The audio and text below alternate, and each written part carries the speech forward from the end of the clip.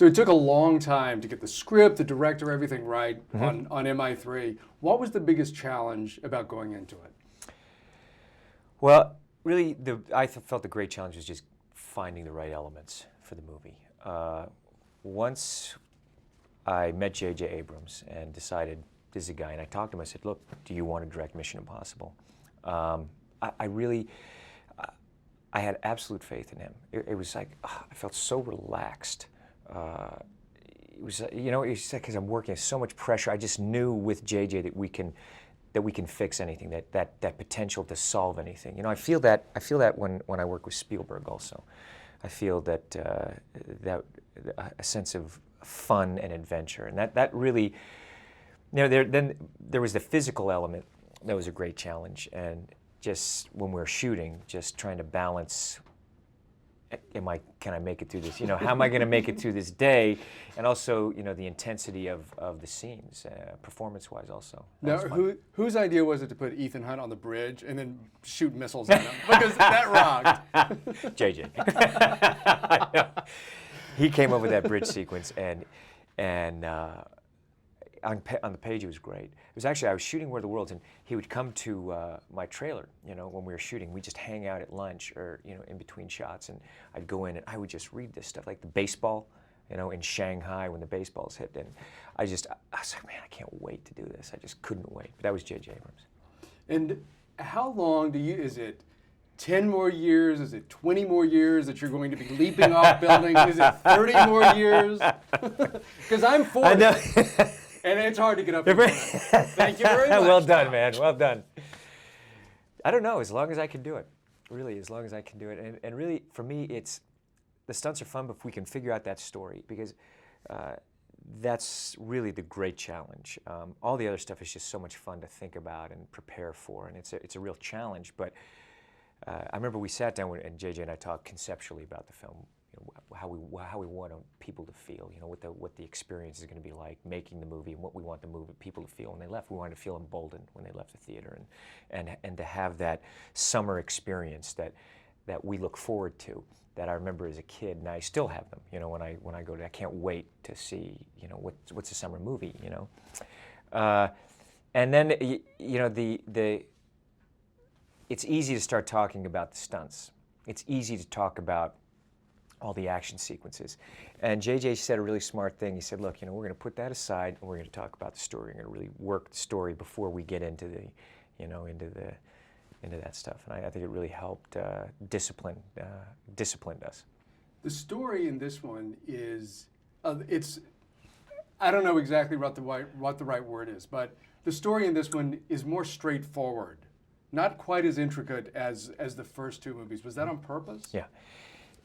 It absolutely was. I never wanted to confuse an audience. Because frankly, I was confused.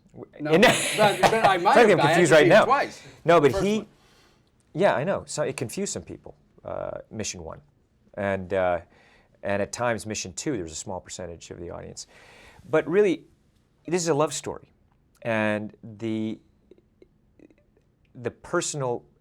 It's a personal story. So once we fleshed out what is this about a relationship? What a spy goes through? Who is Ethan as a man?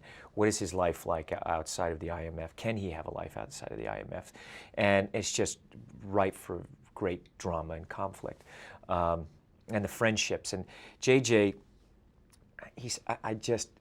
when I saw his work, I knew, you know, I thought this guy is going to kill Mission Impossible, because we have the whole team.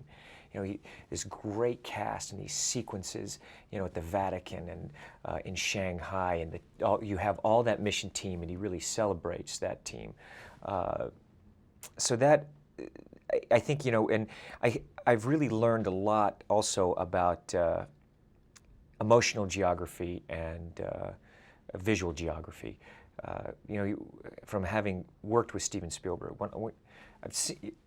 anytime I work with a director, I'll go back and look at their films. But with Steven Spielberg, I always go back and look at his movies. He's genius in editing, and he's genius at also emotional geography and also physical geography of a sequence. You see his action sequences. You always know where you are, okay? Even if he's, you know, you look at Raiders and what he does with the camera in the tank scene and how he can jump around, but I'm never lost. I never feel as an audience, where am I here? Right. So that was a conversation that JJ and I had. I said, look, one of the things that I've learned from making these movies, and he knows quite well, is that physical geography in communicating a sequence. And you see what he did with the Vatican. You can't believe that that's a first-time director. There's just no way. No way. But he is. And yet in film. But it wasn't really the Vatican. No.